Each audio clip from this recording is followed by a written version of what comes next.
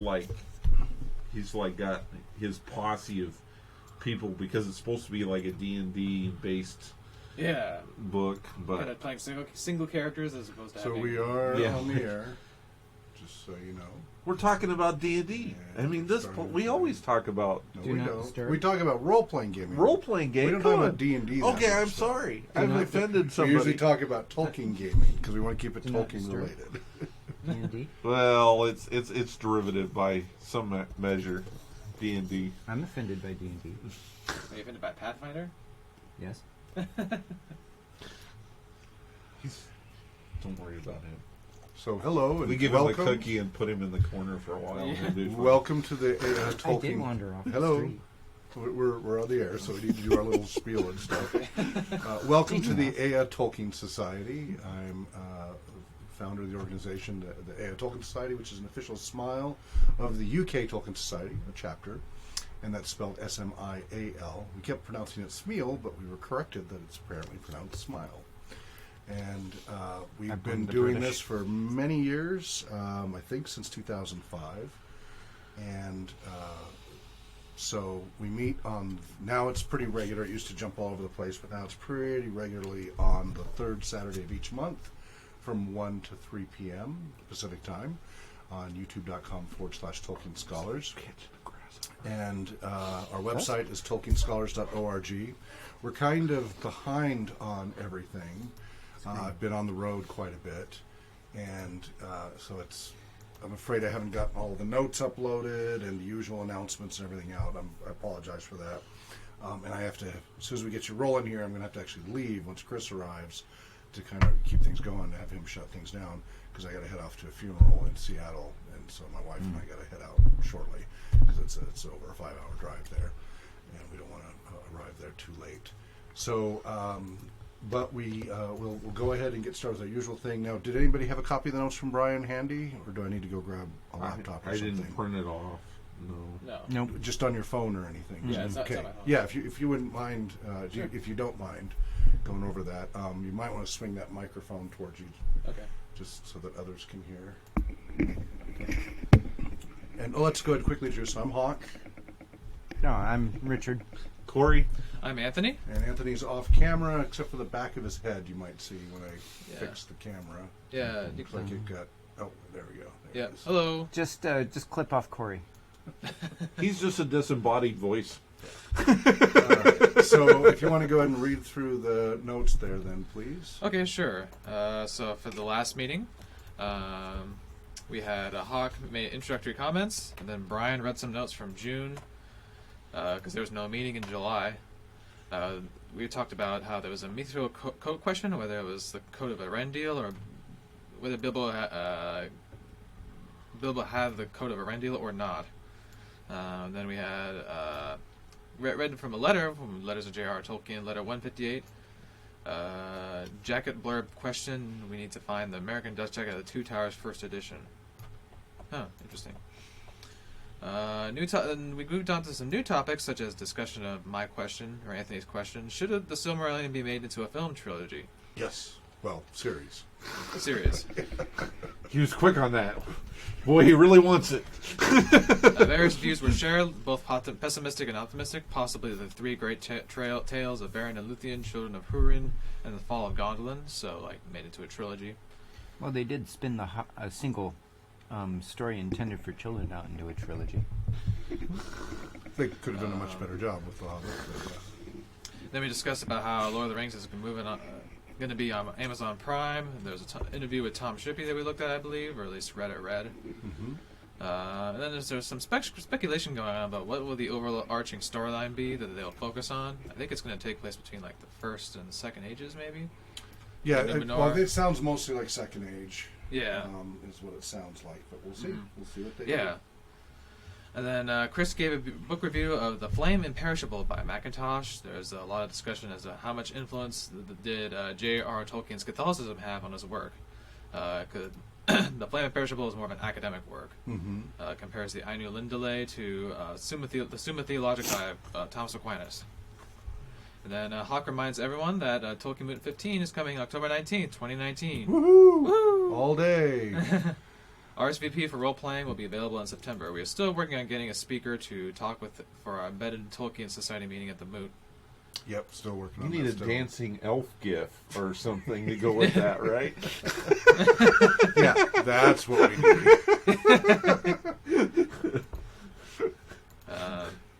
Then after that, we resumed reading The Fall of Gondolin, page 84. We stopped at page... it doesn't say. It was all about the fighting throughout the city of Gondolin. And then our next meeting will be Saturday, September 21st, from 1 to 3 at Hawk Robinson's house. Submitted cheerfully by the Smile Secretary, Brian Hoosland. All right, thank you very much for that, Anthony. You're welcome. So, waiting for Chris to arrive because I really can't stay here long. If Chris doesn't show up, we're going to have a really short meeting. Really? Yeah. I'm hoping okay we with won't. that. Yeah. Sorry, I've had a bad month. I'm sorry. Me too. Don't be spreading. Well, anyway, since you guys were here last month and such, did any thoughts and topics come up that you wanted to discuss? You want to start with you, Anthony? Yeah, sure. I mean, I started reading it, and I'm in love with it, man. I mean, The I think Fall of it's- Gondolin? Yeah, I started reading Okay. on page. I'm still at the earliest part of the tale. Okay. The earliest, I guess, the earliest written version of the tale, which is, I think, presented in the Book of Lost Tales. It's basically broken into two different versions. Yeah. One details the front end, and the second one details the back end. Right. Okay. I'm on page 59, and yeah, I Brian, think you this wanna read could. this copy? I mean, this could easily be made into like a war film of some kind, you know. Yeah. And I think. Set in World I War think they II. presented a deal which I found Tolkien presented something kind of which I found kind of funny. Like, doesn't Ulmo, Lord of Waters, like ride on some conch shells? Doesn't he like ride on them, or does he like use them to play music? I Or think he uses them in some way. I forget now how he uses them. I think he had some kind of chariot. yeah, a chariot full. Of, yeah, Right, yeah. Yeah. Made of, Pulled by mermaids or something. Right, or horse. I think it was like seahorses. wasn't it, or something? seahorses. Yeah, I don't remember. You're It's been a long wishing. time. You're dreaming there. that could be. Yeah, it could be easily made into like a Disney kind of thing. Oh, No, But not Tolkien the one- And we hated know it. how love no, Tolkien. Yeah, no, how much Disney Tolkien won't loved touch the Disney. one pulled by mermaids. So, But They have standards, dang it. yeah, that was my take on it. I that's think it what was. you call sanitized watching. I think it was certainly the best written fantasy tale I've read in a long time. So I've got no complaints there. excellent. But you're right. There he Chris. is. The Excellent. details that The Tolkien beard goes has into arrived. makes writing it would be just so much easier to like be able to know where the armies are supposed to be at because he's so like Chris, Yeah. I'm going to put you in charge. so Yep, I know. I guess you get the throne. Scary thought. Be afraid to be always I'll afraid. be chaired. Yeah, once I just got to free up a little more hard drive space here for the streaming, and then go ahead and have a seat here, and then you take over. I'll have a seat. where's your looming Viking guard that's supposed to be following you around since you're such a leader of men, that kind of thing. No. Vikings do their own killing. They No, don't the need only bodyguards. leading I do is chair of the finance committee at our private school. Oh, so you're an economics guy. So you're a private Viking? Yes, I'm a privatized Viking. Let's go a Viking. Well, let's work on this contract first. We need liability coverage and indemnity clause and Don't forget Who insurance. works for a local public utility Right. district. right. Don't forget insurance. That would be in that time the ditch down the center of the road, right? Yes. Got to keep that ditch clear. Yep. How have you been? Good. Oh, good. Glad to hear it. We have a newborn since last time. Congratulations, boy Yes. or girl. Boy, Name? Wayne. Wayne. Yes. W-A-Y-N-E or Yep. alternate spell? Okay, great. My middle name. My Ah, father's middle W-A-I-N. name. My grandmother, who's still alive, middle name. okay. Wow. Yes. Well, congratulations. Yep. Did it go smoothly? Any complications or anything? No, just 5 weeks premature and Ooh. drug positive. Ooh. That was, it's the mother of the other two adopted. So, Ah, okay. Oh, boy. Yep. Oh, boy. So, going to have some hands full. Yep, that's life. Yep. Well, still, congratulations. Yep. Good on you. So we read through the notes. Okay, good. And which I still haven't had a chance to get to the website because I just got back from the tour to Reno and stuff, and now I have to go leave for the funeral. So I want to quickly show you.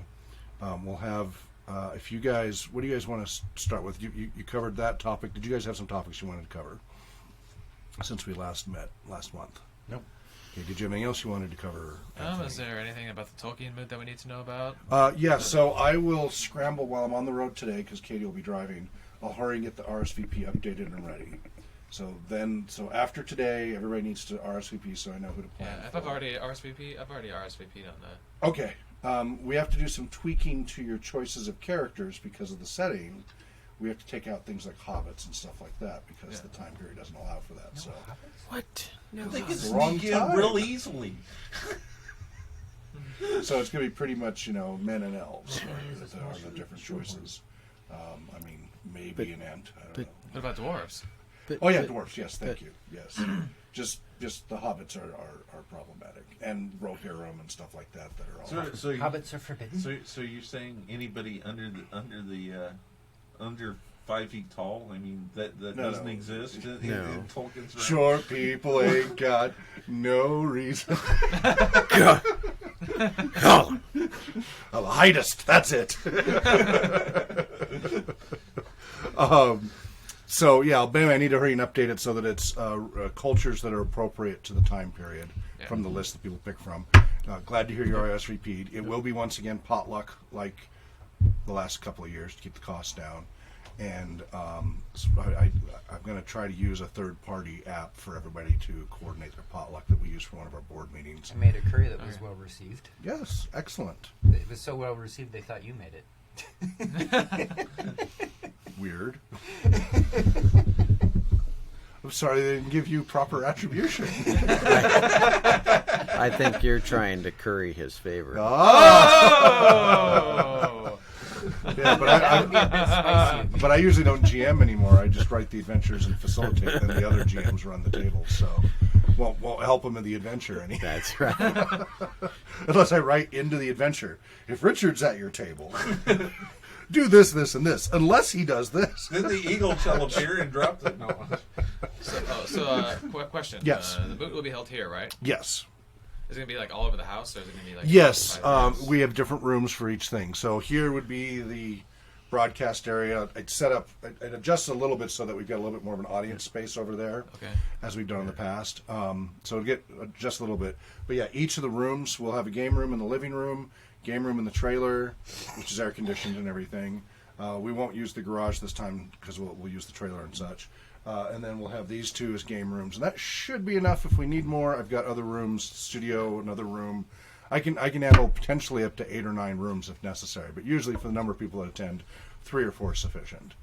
But yeah, we break it in separate rooms so it's not noisy. It's nice and comfortable, and each game is a different GM and with usually a different system. So usually what's run is the One Ring role-playing game, or Adventures in Middle-earth. Adventures in Middle-earth is modified Dungeons & Dragons 5th edition from the One Ring role-playing game. So people are familiar with D&D and prefer D&D system, that would be run by John. Then somebody will run the One Ring role-playing game, usually Brian. Then we sometimes have somebody running MERP Classic, Rollmaster, Middle-earth role-playing. That varies if somebody's going to run it or not. It has been years since anybody ran the Decipher Lord of the Rings, but any role-playing game system modified for Middle-earth. We've also run Ea D20, which was my modification of 3rd edition before the others came out, to Middle-earth. It took a lot of the MERP stuff and everything and modified it to D20. And sometimes Drake used to run that when he was here because a lot of people liked that. Plus, we did it with 1st edition D&D as well. And we've done it once or twice with Harn and a couple other systems over the years. But usually now it's Tor and AIM because those are what are published, and so it's easy for people to keep up with the rule system. You get to pick which one you want to be at. Hindsight. If you have a preference, up to the capacity of the table. Right, then we have to go, okay, so usually on your questionnaire it said what would be your primary, secondary, tertiary that you prefer for game system. And so, and it's kind of first come, first served, so since you've already RSVP'd, odds are you will get your first choice. Yeah. So after today, make sure you RSVP. If you want to be able to have a say in what table you sit at and such, that makes a big difference. Any other questions? Just to make sure I have RSVP, can I go on the website and check to make sure I have RSVP? There isn't a way to do that, unfortunately. What you can do is you can email me to check for you. Oh, okay. What it does is it sends off an email. There is a spreadsheet I can look at, Okay. but it's Once not you publicly commit, you cannot accessible. go back. Would you mind not doing that for me? Or I'd be happy to. Just send an email to tolkienmoot@gmail.com. tolkienmoot@gmail.com and ask me to take a look. Send your first and last name and what email address it would be under if it's from when you send it from. That's easiest. burn the boats behind you. I almost have enough space freed As I on recall, Fedor was here. more interested in burning his kinsman behind him. That's See what true. else I can free He up. wasn't very nice, was he? No, he wasn't. Okay, these I've got on other drives. Isn't So was that like Feanor? Well, there's other people who burned their. Cortez burned his ships. Yeah. so is that just kind of a So, Chris, that happens. what were you hoping to talk about today? Do you have anything in mind? I don't have anything. Okay, so I mean I do have a smattering on this, but I'm not done yet. which one? Yep. Oh, The right. Flaming Yeah, Parable. yeah. Yeah. Then let's go ahead and if nobody has any burning topics that they want to discuss. Well, obviously Technically, Amazon, Chris does. Amazon hasn't put out anything new, right? Right, Yeah, we've I got. haven't- It'll be I a while haven't because seen any. it's going to be Yeah. 2 years out or something, so it'll be a while. So we've finished 158. So and look, did we do 159? I think because 158 was super short. The letter from Dora Marshall. Great difficulty. Took several years to get my story published. It was not easy to say who was most surprised at the result. You guys remember that at all? All right. So who wants to start with 159? Chris, I need Yeah. to talk to you. So Corey volunteers. Yeah. okay. 150. Yeah, it's the top of the page there. All right, so over here, when it's time to stop streaming, I had great we'll difficulty first stop streaming. from a letter Okay. Yeah. Then from a letter go to here. from a letter to Wait Dora for it to Marshall, start spinning, 3rd which of means it's no March, longer getting the feed. 1955. And then hit end A stream, reply to a and then you'll go ahead letter and from a save reader it, of and The that's Lord of the fine. Rings. Yeah. I had great difficulty. After It that, took several just close years out all to get the my story windows published. that are open. And it is Go not ahead and easy shut to down say who's windows. most surprised at the result, myself TV or the remote's right here. Turn publishers. off the TV. But it remains an unfailing delight to me to find my own belief justified that the fairy story is really an adult genre, and one for which a starving audience exists. I said so more or less in my essay on the fairy story in the collection dedicated to the memory of Charles Williams, but it was a mere proposition which awaited proof.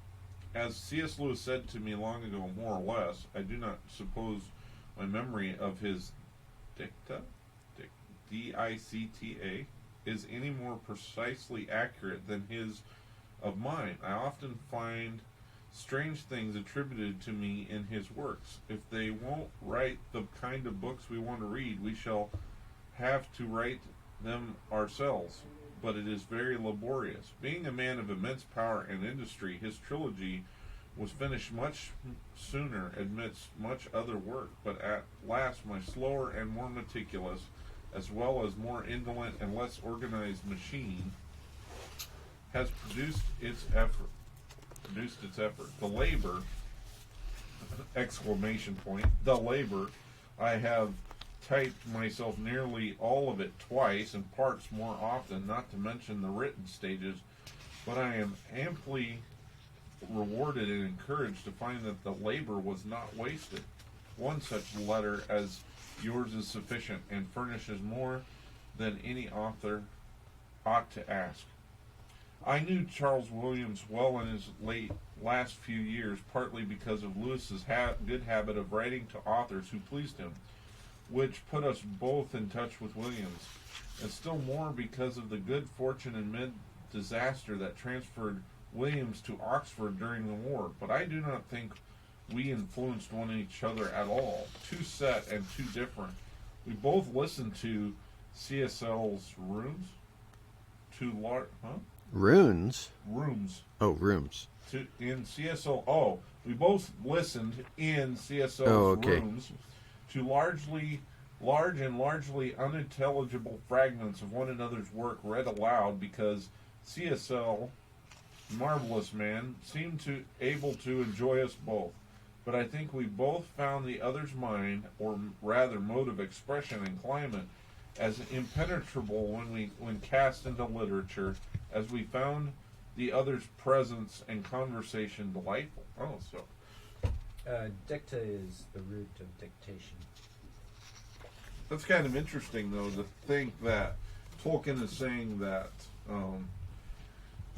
in a way that maybe they didn't quite influence each other as well as some people may imply, is what he's saying, right? Yeah. They seem to Yeah. because I think C.S. Lewis understood Tolkien a little better than Tolkien understood C.S. Lewis in some ways. Think so? Because C.S. Lewis took a lot from Tolkien, but Tolkien seemed to be one of these guys that kind of steadily, slowly went in one direction and was not perturbed by too many influences. No, he was not. He was kind of an ivory tower type, I think. Tortoise and the hare. Yes, exactly. Or a long walk in one direction, I think was the title of the book. I'm trying to remember the reference. Foul not found. But kind of the Because the, Tolkien had already set most of his characters and stuff by the time that yes, he met C.S. Lewis. yeah, Yeah, And when that- did they meet? and that's something that I can't is remember the date. that's something that's really lost in this present society. We're so 10,000 directioned in our thoughts and our activities to the point where I wouldn't understand a man like Tolkien very much. I probably would get irritated with him. It's like, dag nabbit, just let it go. Yeah. Let it go. Yeah. Yeah, because he was kind of always kind of obsessive and kind of focused on one thing over a period of time. Is that what you're trying to say? Yes. Aren't there some medical conditions? I think there's a. You think he was slightly autistic? Is that what you're saying? There's a bit- Asperger's might be I think- slightly. Yeah. Well, I think there was a video of him like going out. I think this was filmed by the BBC in like 1968 of him going out and showing the cameraman the trees and the forests and kind of just he had one particular. It's like he had a story for each particular tree that he liked, like this oak. You know. Well, he did make him kind of live in Hobbit. What was it? Not Hobbiton, but outside across the river. What was the name of the forest? Fangorn? No, No, was the it? old forest. The old forest. Oh, the old that forest. was Yes. across from where the brandy bucks, right? Brandy bucks. Am I saying that correctly?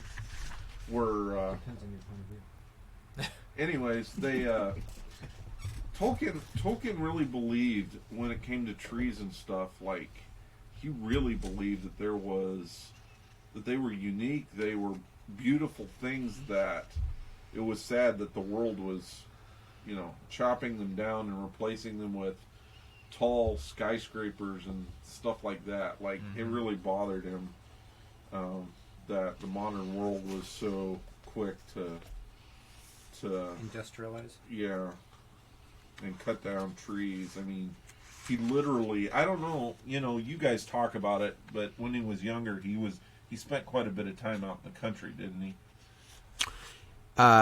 Yes, and Lewis as well.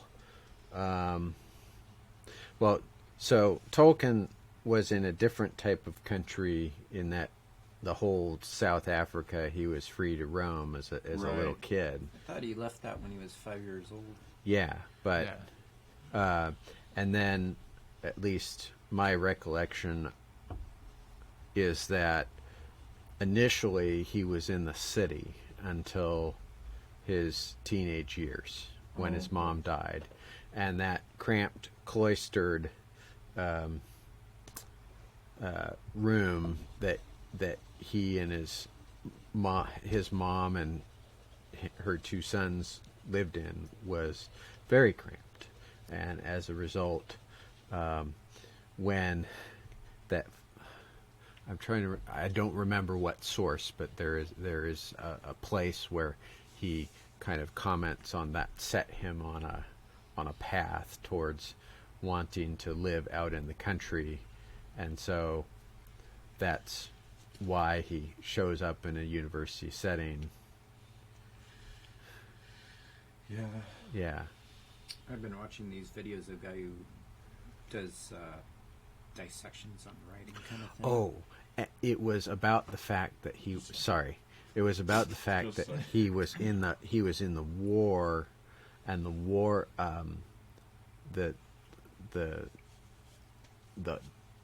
His workplace during the war was way out there, in the country.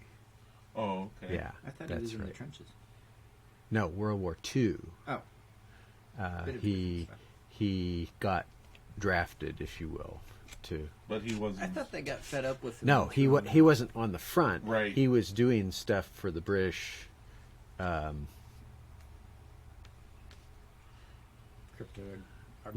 I think it was cryptic. Well, there's always. it this, may have been You cryptographic. know, yeah. I don't know. I Yeah. don't want to get It's too off. fuzzy, yeah. I don't want to get too off the topic, but did you guys ever see The Last Samurai? Yes. Yes. Okay, so what I think of Tolkien as is kind of like an Algren character, because Algren was messed up by war, and he was really messed up by it, and he'd seen ugly things, and so he comes to this country village in the middle of nowhere. You're talking about the American.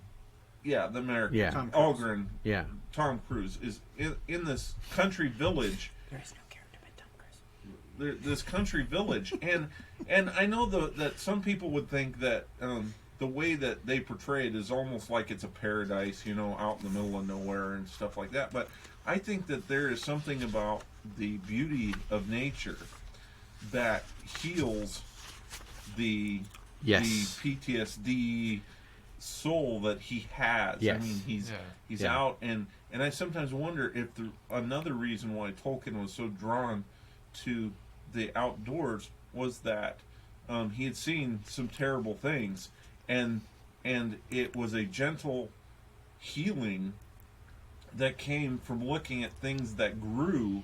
Mm-hmm. You know what I'm saying? Compared to the destruction Mm-hmm. that he saw on a regular basis. You know what I'm saying? Yeah. I think sometimes the creative, the growing, how do I want to say it? The quiet growing, slowly green breathing in of the atmosphere.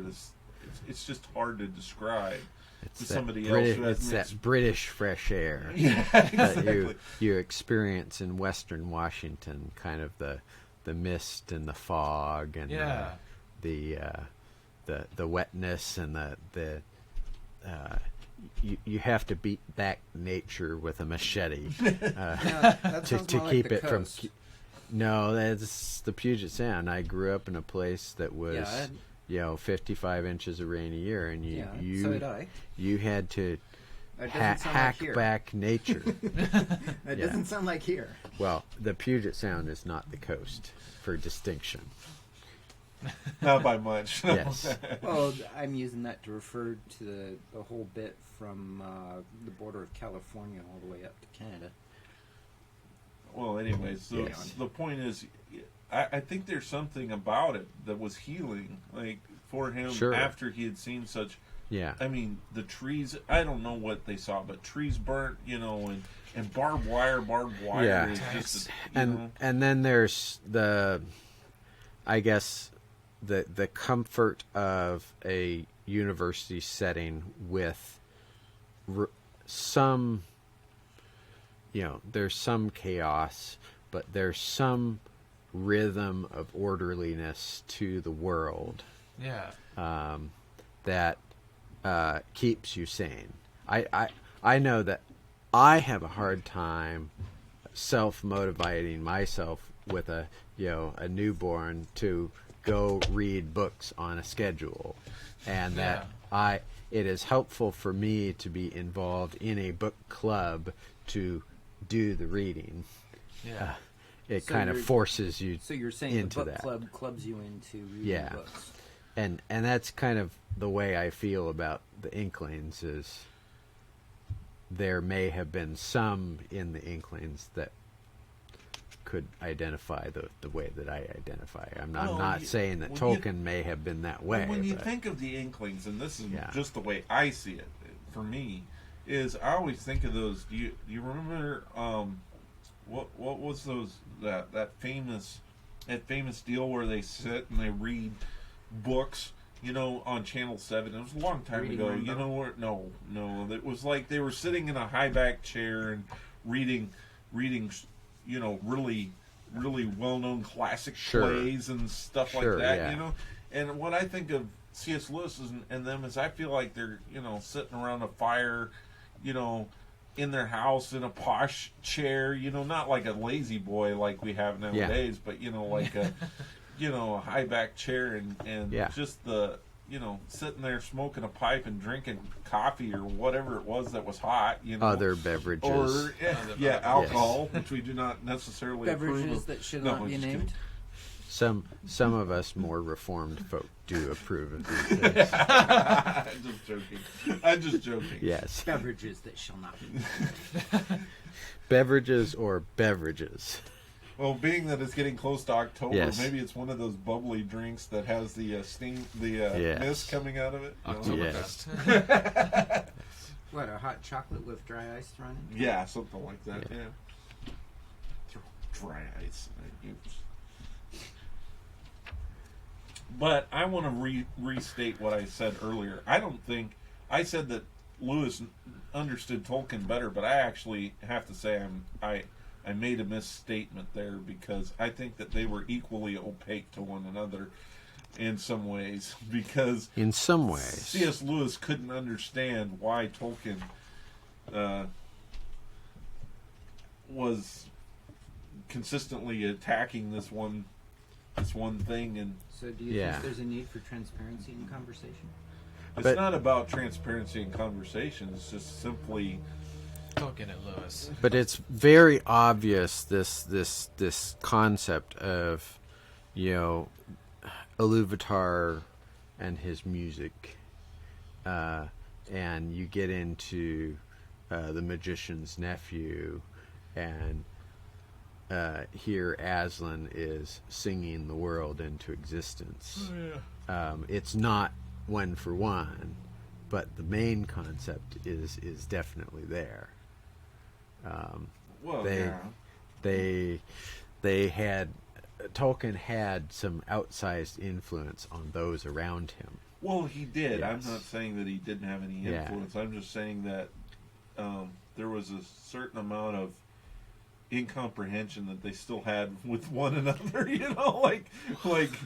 See, remember Yeah. Tolkien was kind of perturbed when C.S. Lewis did finally get his series out there, and Tolkien wasn't happy with that he was taking like these very, very different cultural icons and like Yes. throwing them together Yes. into And- one book. And Tolkien was perturbed at Lewis, the great atheist, becoming an Anglican. yeah, that yes. too. Yes. I don't think he'll ever forgive him for that. Yeah, I know. That was, yeah. Well, they're probably both in different circles of heaven now, so. Yeah. Well, we don't. Yeah, I You don't. think God has to keep them apart to keep the fighting down? Oh no! No, they no. still go.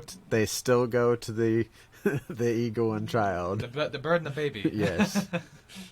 Oh, the eagle and the child. That would be good. Yeah. The bird and the baby. Somebody joked about, and I know this sounds like it's getting off topic, but it's Tolkien related. Somebody joked about the fact that the prancing pony in the movie series Oh.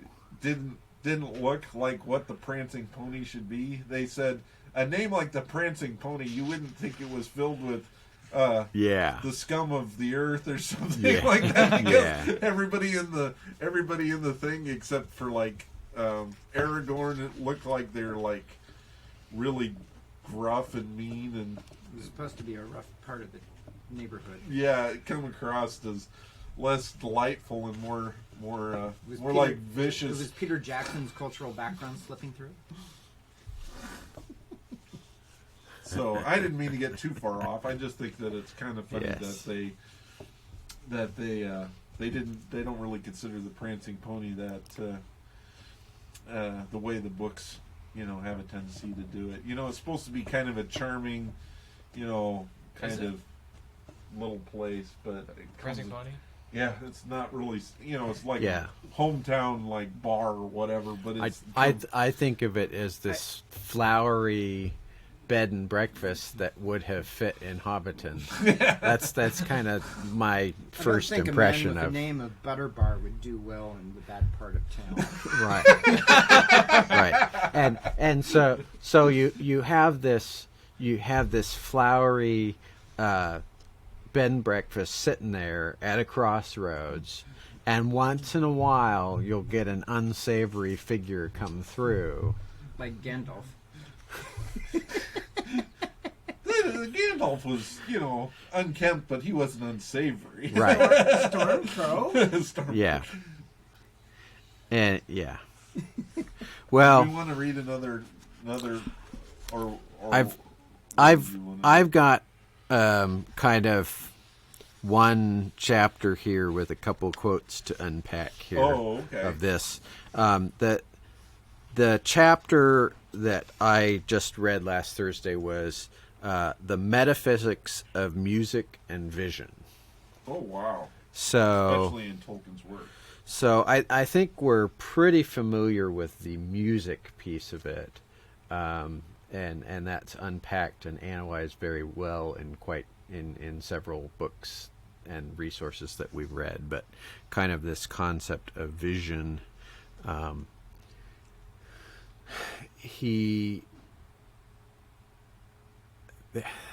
and I'm going to call it music, vision, and reality. So vision is the blueprint, if you Right. will,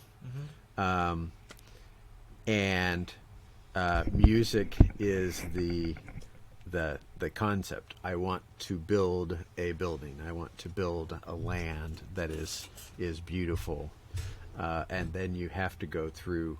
So you go through creation on the conceptual level in your mind, and then you go with vision, and you create it on paper. Right.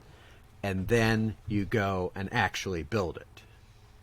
And this is something that has not changed in architecture one bit. It's still the same process. And I'm not exactly sure if Tolkien somehow, subconsciously picked that up and then. Well, you have you ever read Dorothy Sayers' book on writing? She was kind of an inkling. Well, not like a permanent, but she had a tendency to be involved. Mm-hmm. And she wrote that she believed that the Trinity of God was Yes. represented in Yep. in mankind in the way that they write, and that concept Yeah. that the Father was like the concept or the idea, and that the Son was the expression of the idea. You know, that it had to take physical form. Yeah. And I wonder if how much of that they communicated on and had Yeah. discussions about. Yeah. Well, I'll start with one reference here.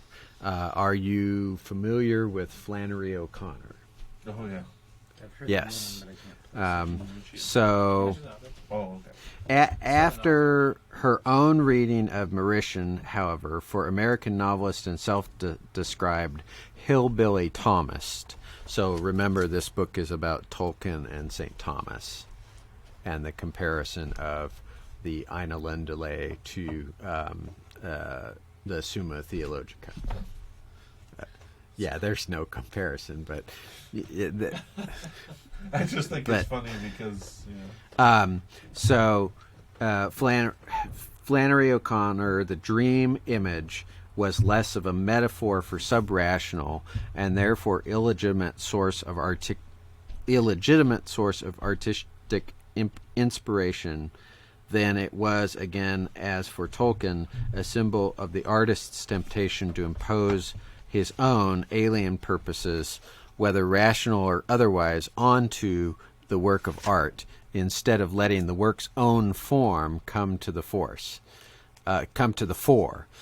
As O'Connor explains in one correspondent to whom she sent a copy of Art and Scholasticism, strangle the word dreams.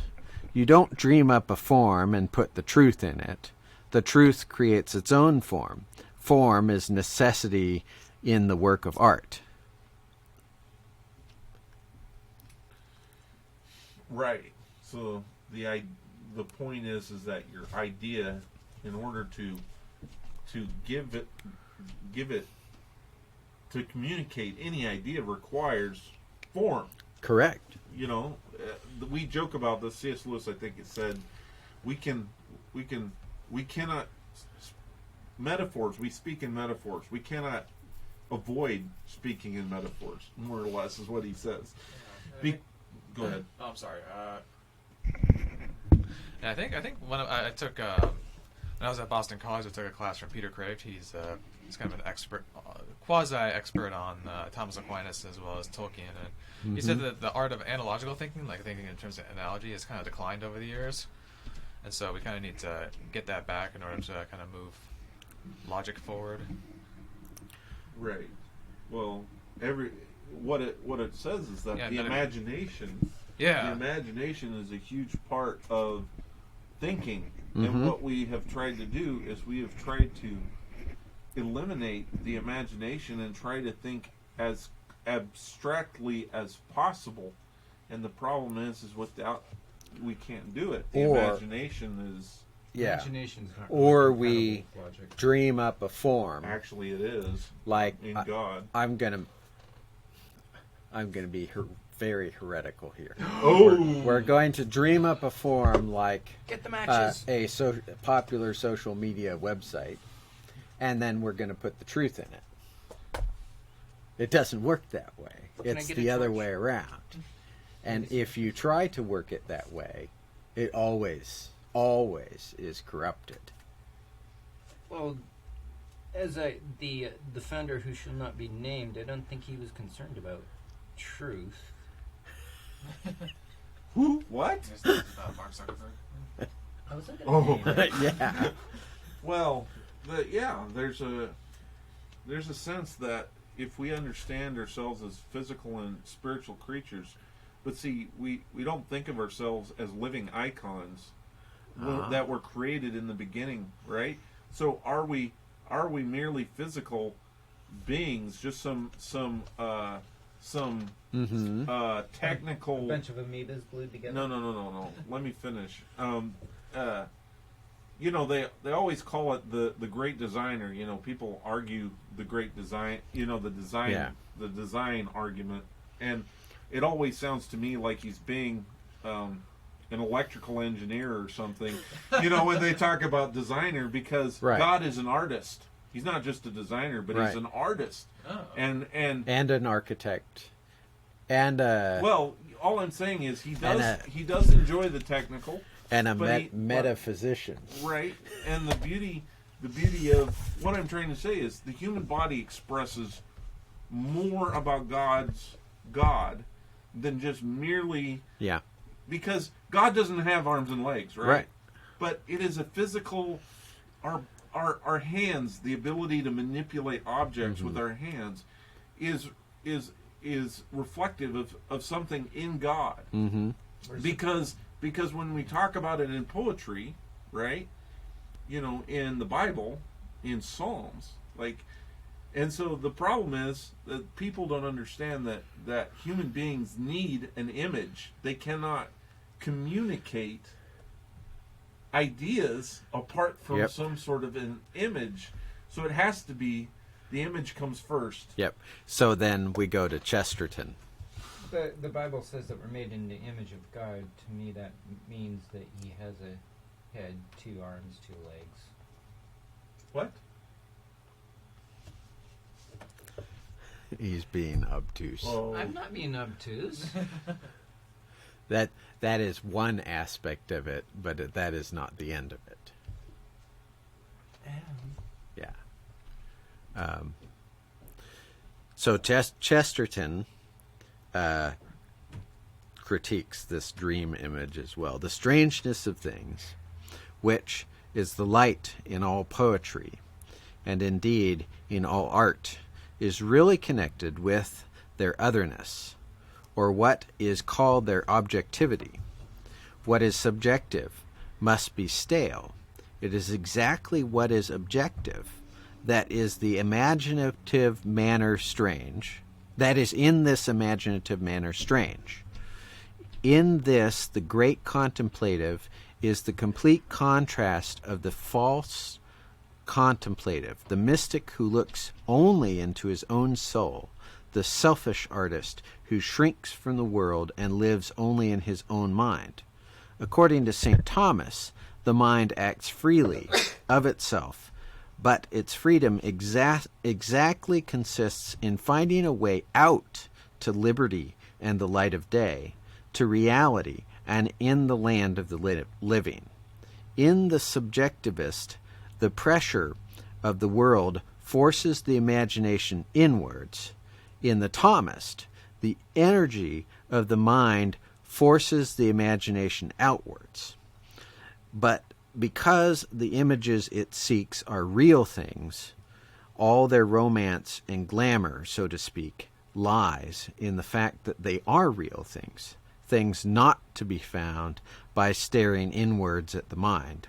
The flower is a vision because it is not only a vision, or if you will, it is a vision because it is not a dream. so would you consider this a critique of the postmodern Bingo. thoughts? So Chesterton was quite forward. And so I am just starting a book that was referred to me on the exact same topic.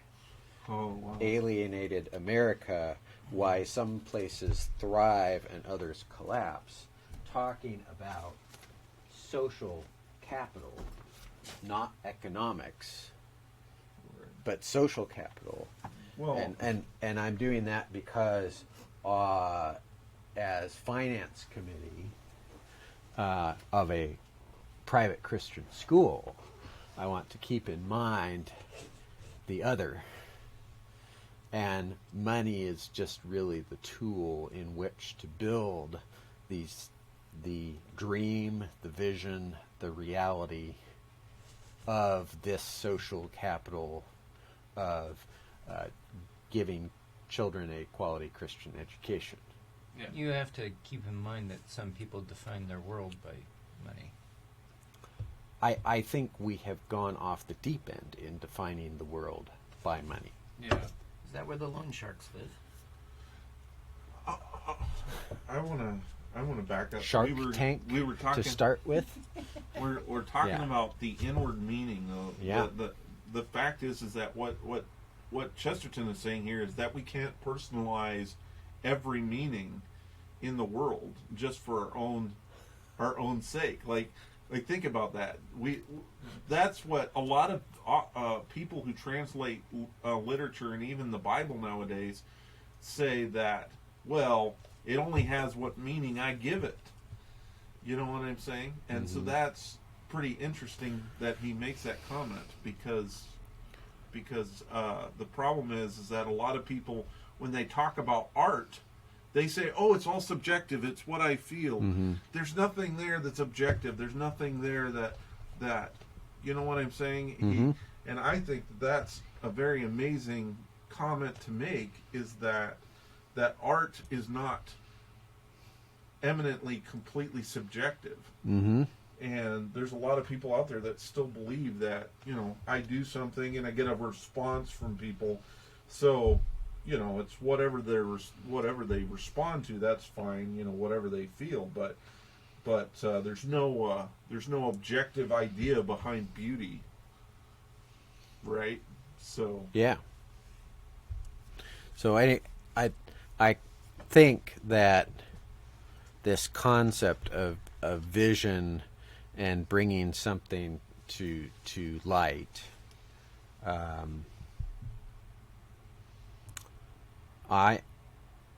as someone whose natural tendency is to primarily consume information, consume other people's dreams, Junk information? rather than produce my own dreams.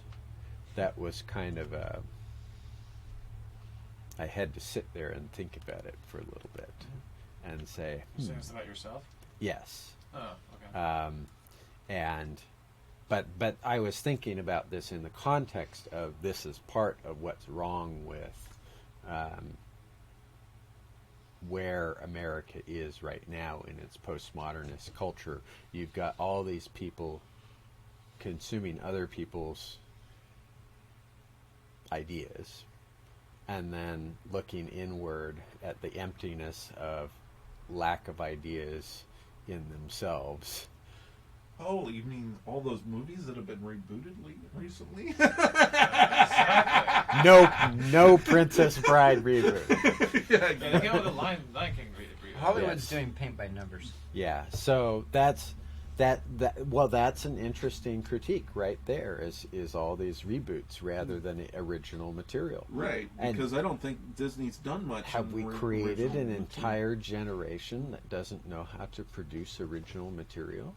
Well, technically, Disney paid the money to write their own fan fiction about Star Wars. Yes.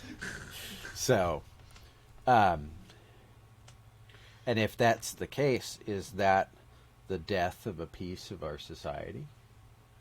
Well, it seems like America has always been an omnivore about other people's stuff. Sure. You know, we take words like buffet from the French and so on and so forth. I sometimes wonder if Americans just like steal because we're a melting pot. We Because it's steal from easier. everybody. It's easier It's to do. easier to do than it is Yeah, to we're- actually produce something. We're lazy. Haven't you heard the expression that English goes through other languages' pockets for loose adverbs? Right, exactly. So Well, that's the end of my musing and topic and minor I confession. actually there. am going to have to So- take that home and mull it over in my head Yes, after but after this. it is the flame imperishable is a slog. I bet it Yeah, is. it's It very well is, it is a very academic book, but if you like philosophy on the metaphysical Oh, level, he reads Chesterton for fun, Yes. So and there's enough Chesterton references in here that I think that you would enjoy it. Well, yeah. Yes. Yeah, it's philosophical. Did we want to read one more letter Sure. before we go? Yeah. I don't know. Should we wax philosophical about it? I just didn't want to get too philosophical. Yeah. I felt like we could drag it down really badly if we kept going too far. Well, instead of getting philosophical, we could try being obtuse. Oh, that's just your natural form, isn't it? I refuse to comment on the grounds it may cost me a cup of coffee. That's what happens when we're in a weird codependent relationship. I refuse to comment on the grounds it may cost me a cup of coffee. Yeah. Okay, so what do we 160 is next. yeah 160? Who wants to read? Do you want to read? Oh, Sure, all right. oh, Anthony volunteers for tribute. 160? Yeah, Right it's here. at the bottom of the page. Okay. Right there. And goes on to the next. So, okay. From a letter to Rainer Unwin, March 6, 1955. Tolkien had handed over some of the material for the appendices to Volume 3 of The Lord of the Rings, and Allen and Unwin were pressing him for the remainder. On March 2nd, Rainer Unwin wrote to plead for it to be delivered, saying that otherwise the publishers would have to, quote, yield to the intense pressure that is accumulating and publish the third volume without all the additional material. Oh, forever, Nickling. I must accept your challenge. We must make do with the material I can produce by your return. I hope the map, which is really the most necessary, will be included. I now wish that no appendices had been promised, for I think their appearance in truncated and compressed form will satisfy nobody, certainly not me. Clearly from the appalling mass of letters I received, not those people who like that kind of thing. Astonishingly many. While those who enjoy the book as a heroic romance only and find unexplained vistas part of the literary effect will neglect the appendices very properly. I'm not now at all sure that the tendency to treat the whole thing as a kind of vast game is really good. Certainly not for me, who find that kind of thing only too fatally attractive. It is, I suppose, a tribute to the curious effect that story has, when based on very elaborate and detailed workings of geography, chronology, and language, that somebody should clamor for sheer information or lore. But the demands such people make would again require a book, at least the size of Volume 1. I love this because And how many volumes were produced by his think son? about what modern books try to put in appendices, and nobody cares. Like, Yeah. like they don't care. But when you go with the Lord of the Rings, people are reading the appendices like it's They're eating it up. yeah. They're Yeah. just I'd like eating it to up. point out that Tolkien's idea of a sufficiently expanded appendice was the Silmarillion. Silmarillion. Or He always yes. he always felt like if he did it, he would always be leaving something out. I Yes. mean, ultimately. In any case, the background matter is very intricate, useless unless exact, and compression within the limits available leaves it unsatisfactory. It needs great concentration and leisure, being completely interlocked. It cannot be dealt with piecemeal. I found that out since I let part of it go. So, That was it. Yeah. oh Did you my! ever read through the appendices when you read it the first time? not the first time, no. No, not the first time. Actually, I don't know. I think I did. I I can't remember I as don't a recall. kid being so intrigued by the is it the runes? Is that the word I want to use? The Yep. Sure. The doors. at the very end of the Mhm. book, and I always wanted to figure out how to write in Elvish. Yeah. Right. Right, but those were dwarven runes. But well, yeah, they had dwarven runes. That's right. But the point I'm trying to make is, like, as a little kid, like, it boggled my mind because Sure. he never went into detail in those appendices. So it's like, how do I use this? That's If this because is they supposed weren't to be sufficiently expanded.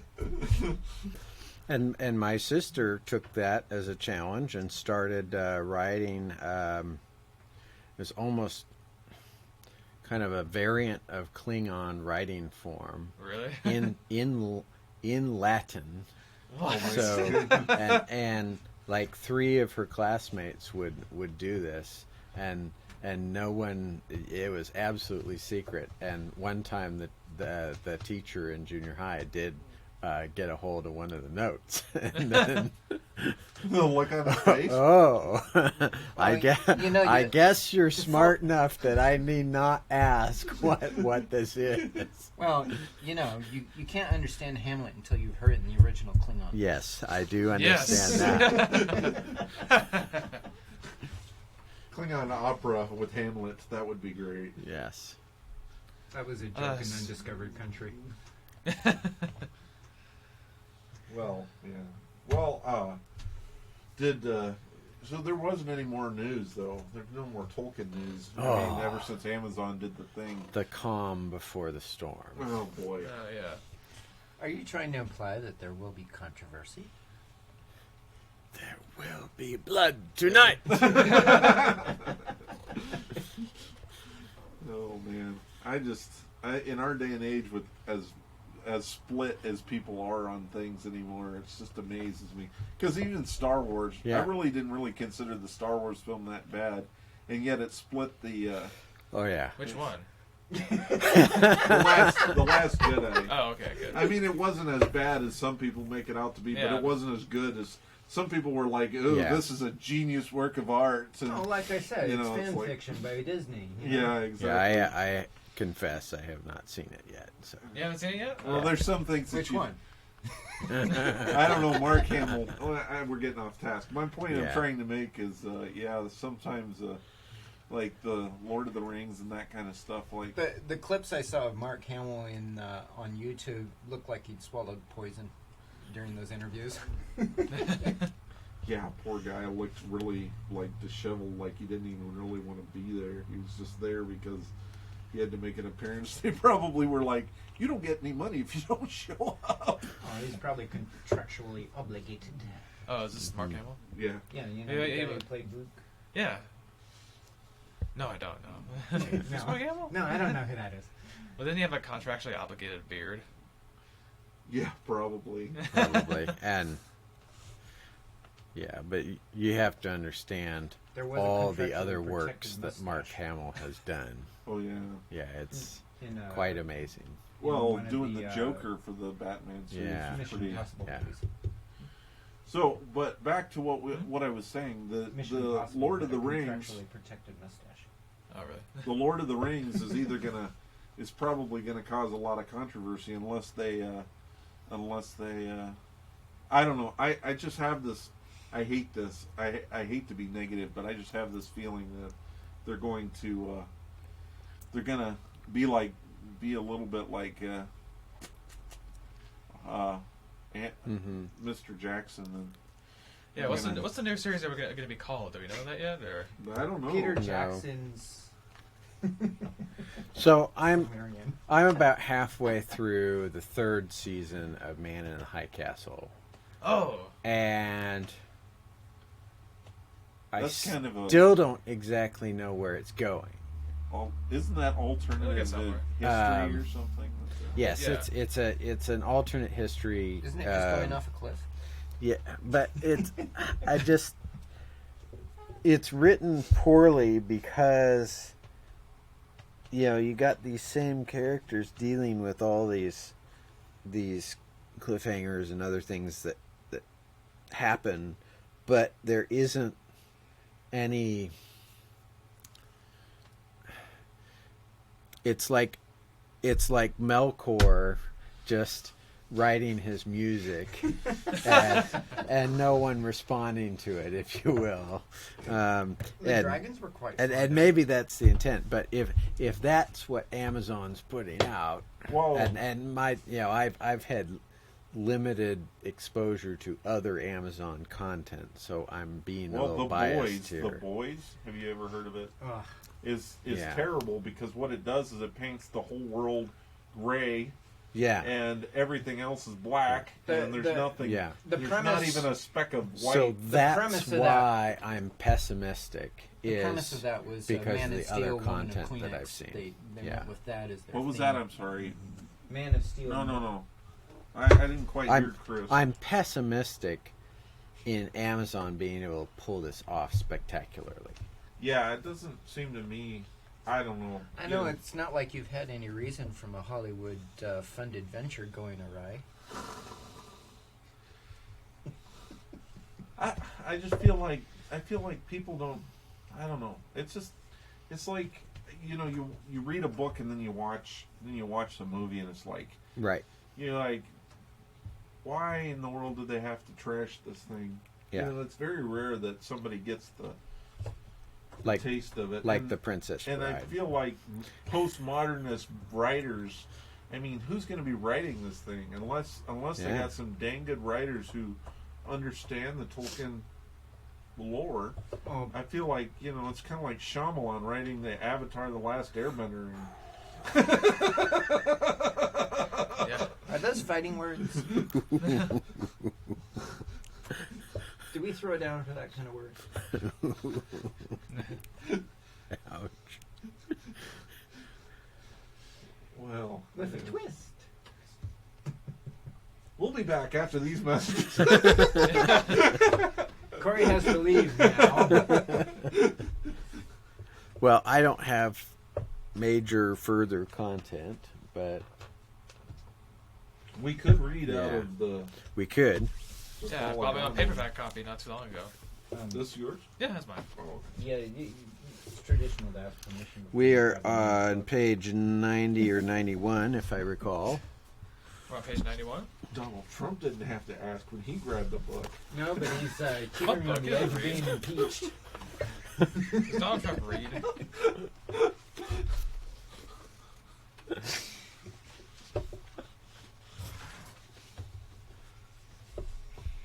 So where are we at? Halfway on 90 or what? I confess, I did not mark it. Oh, okay. So, 7 Dragons of Fire seems familiar. Oh, okay. Yeah. So I think we're either here or here. Somebody just like recently died right here that was important, right? Yeah. Ecthelion? Was it Ecthelion? Yeah. Yeah. Yeah. Oh yeah, Hun- the Hun battle Limpet with is, the Lord of the Balrogs. Yeah. Yeah. Remember Golf that? moth. Yeah. So now Tuor Yeah. at Probably the here. bottom. Can I read this? Yeah. Go ahead. Are Yeah. you sure? Yeah. Go Okay. ahead. No, you're forbidden. Okay, let's... 91. The bottom of 91. Oh, 91, okay. Now Tuor had arisen when they assaulted Ecthelion and gave him space. And seeing that great deed, he wept for his love of that fair gnome of the fountain. But being wrapped in battle, he scarce cut his way to the folk about the palace. There, seeing the wavering of the enemy by reason of the dread of the fall of Gothmog, the marshal of the host, the royal house laid on, and the king came down in splendor among them, and hewed with them, that they swept again much of the square, and of the Balrogs slew even 200, which is a very great prowess indeed. But greater still did they do, for they hemmed in one of the fire drakes for all his flaming, and forced him into the very waters of the fountain that he published therein. Now this was the end of that fair water, and its pools turned to steam, and its spring was dried up, and it shot no more into the heaven. But rather a vast column of vapor rose to the sky, and the cloud therefrom floated all over the land. Then dread fell on all for the doom of the fountain, and the square was filled with mists of scalding heat and blinding fogs. And the people of the royal house were killed therein by heat, and by the foe, and by the serpents, and by one another. But a body of them saved the king, and there was a rally of men beneath Glingel and Bansel. Then said the king, Great is the fall of Gondolin. And men shuddered, for such were the words of Amnon the prophet of old.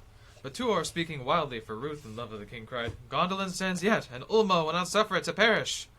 Now they were at that time standing, Tuor by the trees, and the king upon the stars, as they had stood aforetime when Tuor spoke the embassy of Ulmo. But Turgon said, Evil have I brought upon the flower of the plain, in despite of Ulmo, and now he leaveth it to wither in the fire.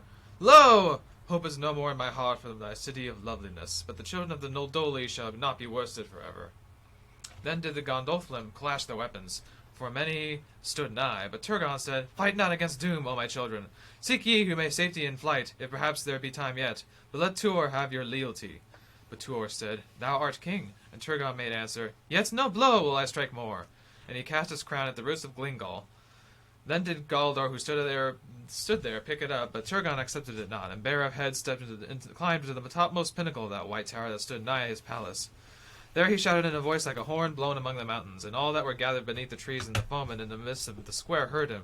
Great is the victory of the Noldoli, and it is said that it was in then middle night, and that the orcs yelled in derision. You know, this is something I have to say. Somebody was criticizing the fact that the eagles didn't show up until the very end of the movie. Sure. And I've always wondered, you know, Tolkien never said they knew of the eagles in the Silmarillion, but you don't see the eagles showing up at the end of this or being informed or whatever. What I'm trying to say is that there was no men didn't seem to have a very good relationship with the eagles, even in the time of the Hobbit. So people automatically think, oh well, if the eagles were supposed to show up, like why in the world? But even when the Gondolin's falling apart, the eagles don't show up, and Yeah. What's with that? yeah, exactly. There were dragons? Yeah, well, that's just it. Is everybody's always like giving it a hard Well, time. maybe eagles weren't just created until the late Third Age. Yeah, where's the Rondor, king of eagles? Yes. Should I keep going, or...? He was busy with his lunch at the time.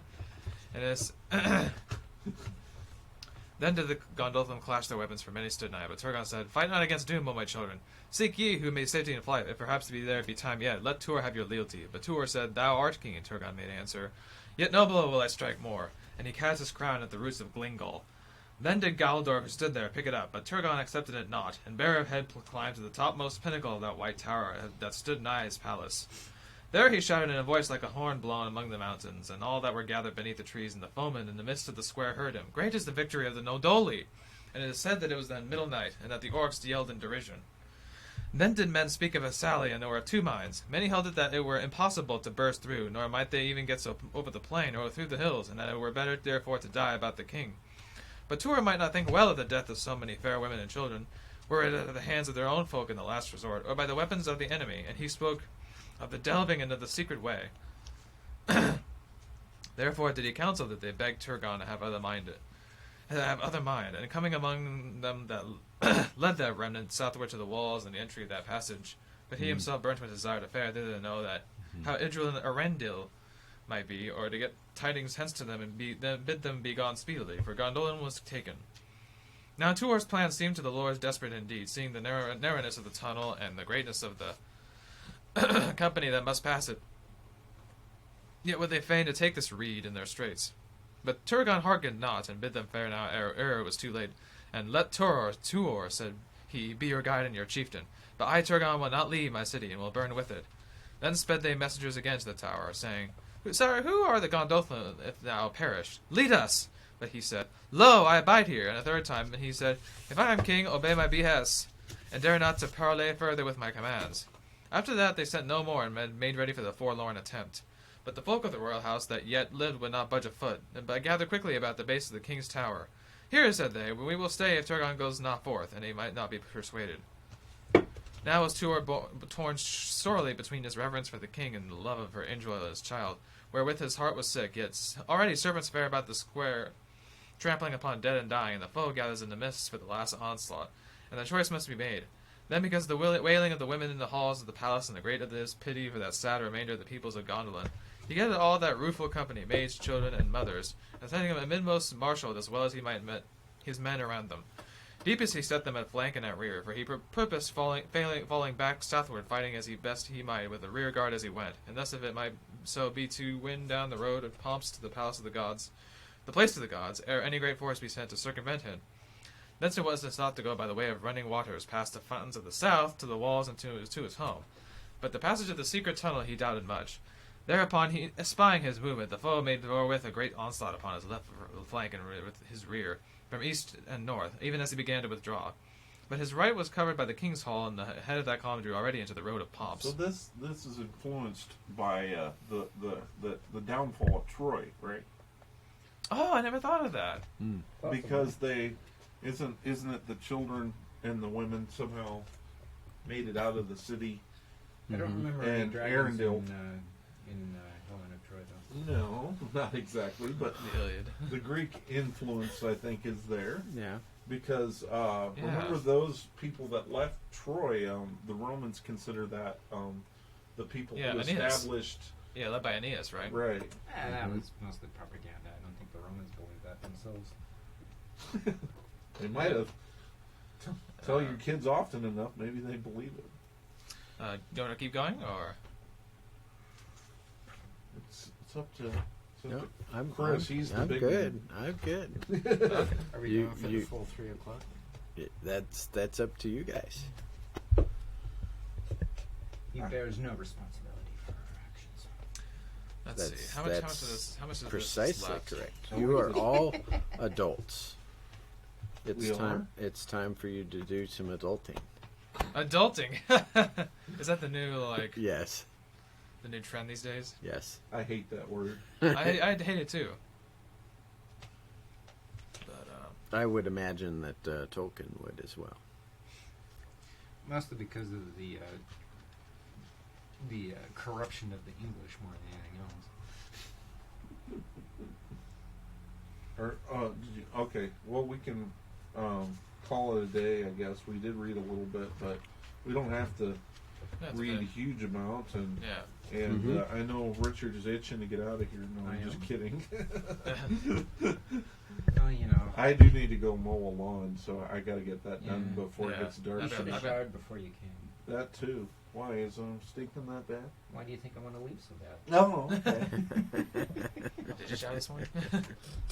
Well, I rinsed my hair, but no, I didn't take a shower because I knew I was going to go mow the lawn. Yes. There's Oh, no yeah. reason to go get yourself clean and then go outside and get dirty again. Yes. Yeah, that's true. So meeting with other people doesn't count toward that criteria. Nope. Okay, well, hence ends the Tolkien Society meeting, and wherever you may be. Namarie. Namarie. You don't have to take off, man. I mean, Oh, yeah. I do need to get out of here, but not that quick.